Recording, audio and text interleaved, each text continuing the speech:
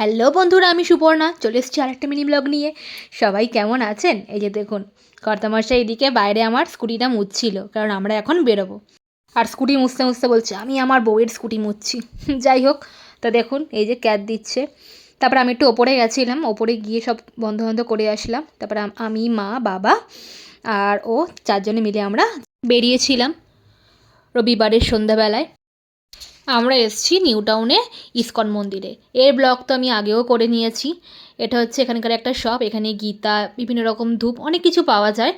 আর এটা হচ্ছে মহাপ্রসাদের একটা কাউন্টার। আগেরবার এখান থেকে মহাপ্রসাদ নিয়ে গেছিলাম। খুব সুন্দর এনভায়রনমেন্ট, এখানে সানডেটা খুব ভিড় হয় অন্যান্য দিনের তুলনায়। তারপর এখানে আমরা গোশালাতে চলে এসেছি। মায়াপুরের মতো এখানে অত বড় বড় শিং আলা সার নেই, বাট মোটামুটি রয়েছে মডারেট। এসব ঘুরে তারপর আমরা মন্দিরে চলে গেছিলাম কীর্তন শুনতে। তো আজকের মতো ব্লগটা এতটাই। টাটা সবাইকে।